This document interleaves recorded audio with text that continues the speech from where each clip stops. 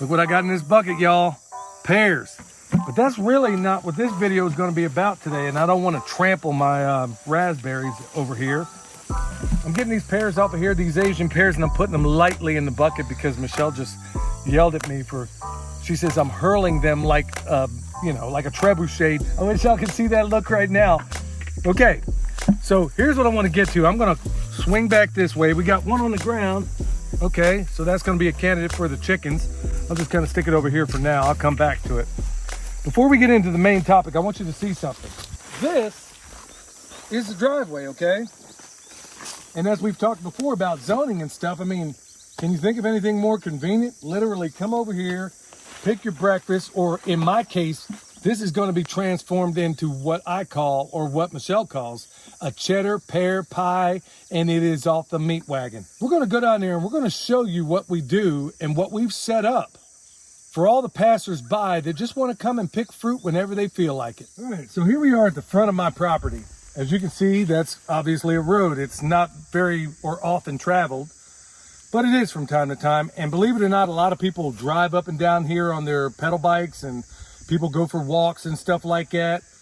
You might even find the occasional crackhead that'll decide to leave needles alongside the road too. Believe it or not, that happens even way out here. But I got to look after these people, at least to some extent. Well, what you see out here is property that technically I don't own. It's on, in your case, it could be a city easement. This one, in this case, is actually owned by the county. I don't think government should own any property, but that's where we are. So what do we got out here? Apple.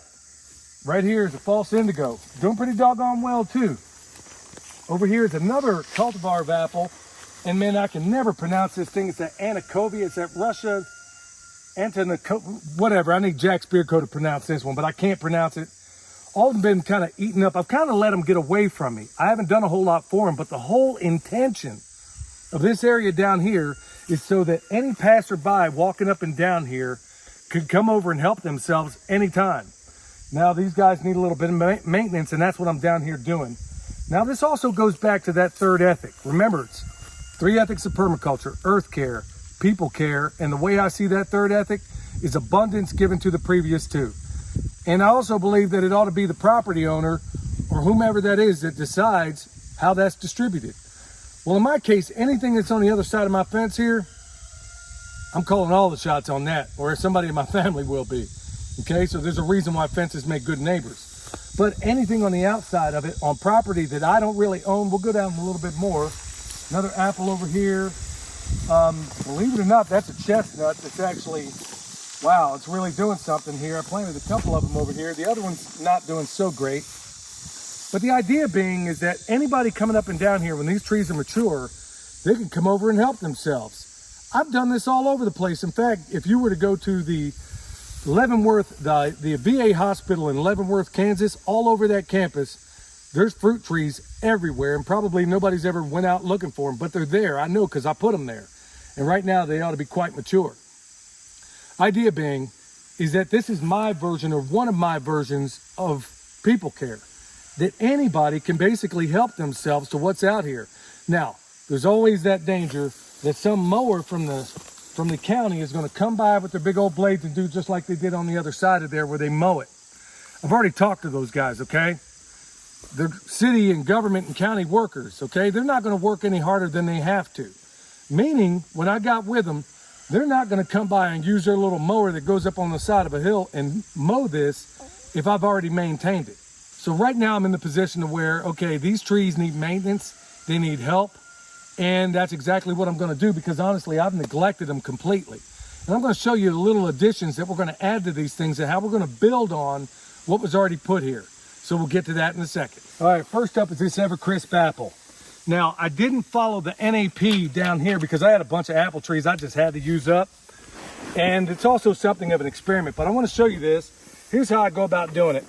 When I'm putting a mulch, I'm using cardboard to lay it down. I'm going to base, this stuff's a little bit wet, so it's going to be a little different. Cut a little slit down the middle, cut a little Y in there, hold it back on itself. And then since my slope is going this way, let me push that out of the way. I'm going to put it just like, yeah, it's falling apart a little bit on me, but you can see that right there. Get a little bit more here.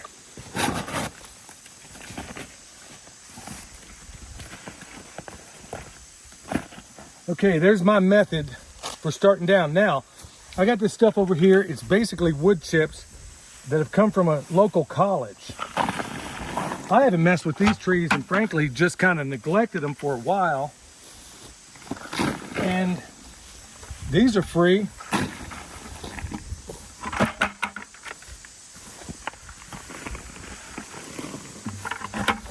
Whoa.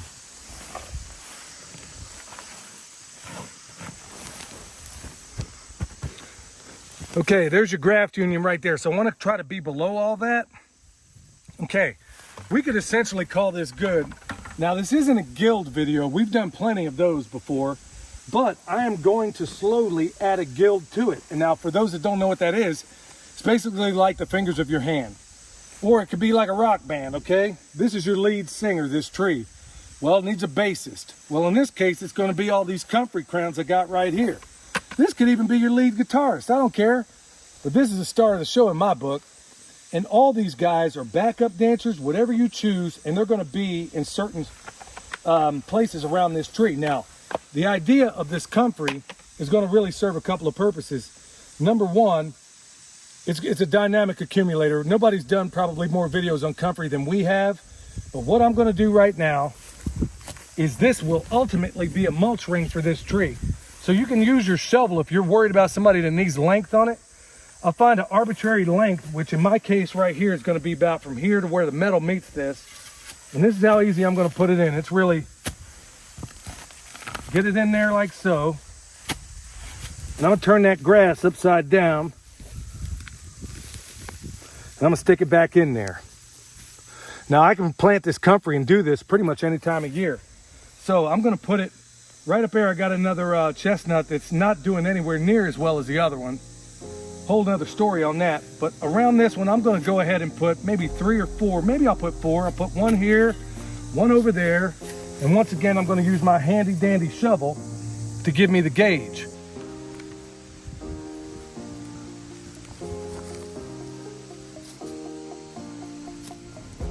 Here's what we got planned for this. As we go down through here, well, you can clearly see I got to go get more mulch, which I'm going to do as soon as we're done filming here. And also with the rest of these trees. But kind of imagine it in your mind's eyes. This tree is going to go away when the time's right. And in between all of this, we're going to do everything we've already showed you before regarding putting in a permaculture orchard. But it's for everybody. But here's what I really want you to take away from this. Think about all those places. And I don't care where they are. They could be public settings. I was just in a place the other day where there was a public park and people put in a food forest that most people were walking right by, particularly these fig trees that had figs all over them. And people were just walking right by, not even noticing what's around them. But I really seriously want you to think about that third ethic. And also think about it in these times where I don't need to tell you.